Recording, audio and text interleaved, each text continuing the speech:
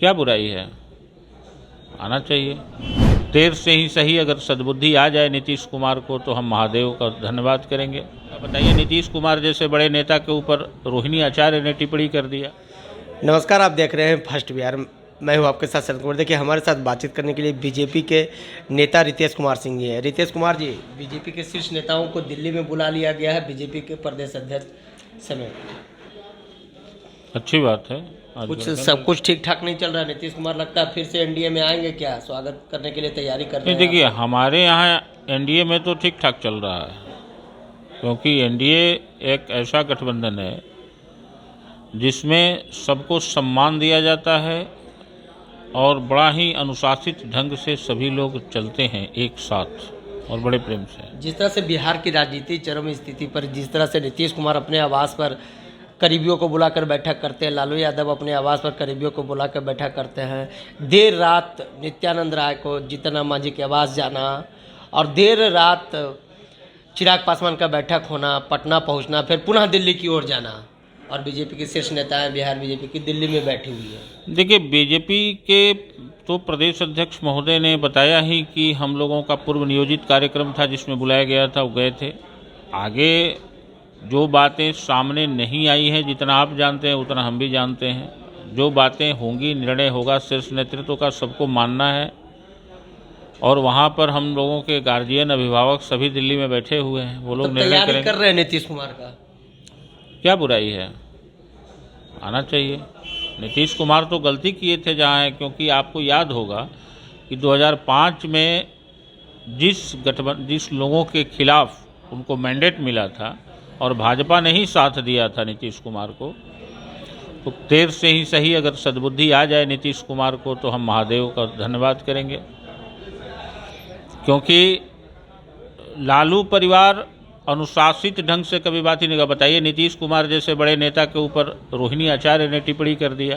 तो नीतीश कुमार ने भी तो खुले मन से टिप्पणी किया था परिवारवाद को लेकर। नहीं, परिवारवाद में उन्होंने अब किनको कहा ये तो नीतीश जी जानते हैं। तभी से तो राजनीतिक गर्म है, जहां अरे गर्म तो ठंडा राजनीति चलती ही रहती है। रातों रात पहुंच जाना बीजेपी के शीर्ष नेताओं सुशील मोदी, सम्राट चौधरी, विजय सिन्हा, रेणु देवी, तारकिशोर, नहीं देखिए, तावड़े, आप जानते हैं ये जितने नेता, जितने माननीयों का नाम लिया आपने,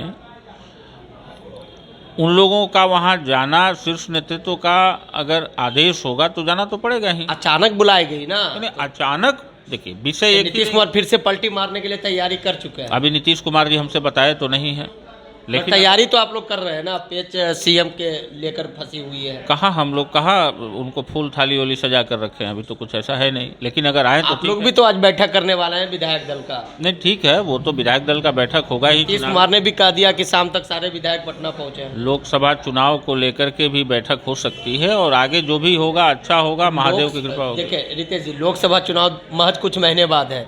रातों रात बीजेपी के शीर्ष नेता दिल्ली पहुंचते हैं, बिहार बीजेपी के, कुछ तो खिचड़ी पक रही है। अब तो खिचड़ी आप लोग ज़्यादा जानते होंगे सर, आप लोग तो पहुंचते हैं हर जगह, हम तो एक ही जगह का जान सकते हैं, आप तो हर जगह जाते हैं, इसलिए हर जगह का जानते होंगे।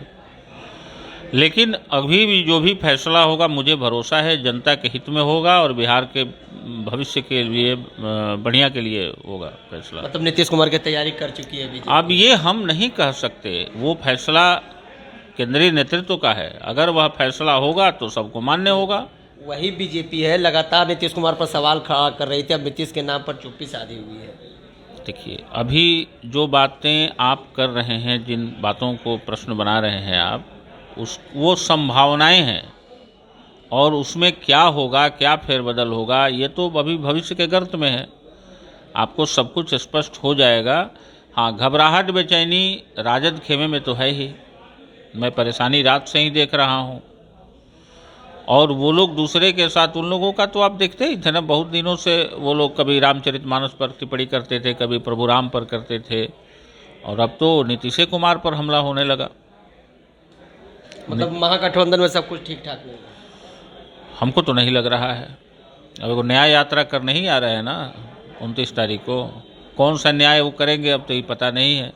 65 वर्षों में जो न्याय उनसे अधूरा रह गया था, वो शायद अब उसको बुद्धि खुली है कि हमको न्याय यात्रा करनी चाहिए।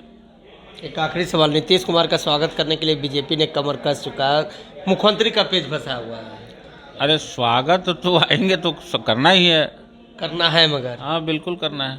चलिए देखिए, बीजेपी खेमे में खुशी की लहर है, जहां शीर्ष नेताएं दिल्ली में बैठकर जो निर्णय लेंगे बिहार बीजेपी को वो मंजूर होगा।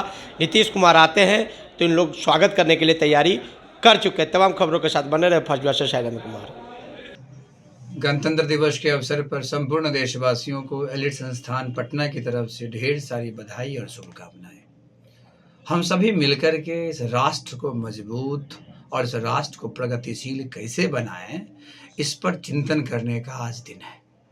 2025 हमारे लिए ऐसा वर्ष हो जो हम राष्ट्र को एक नई ऊंचाई दे पाने में समर्थ हो पाए।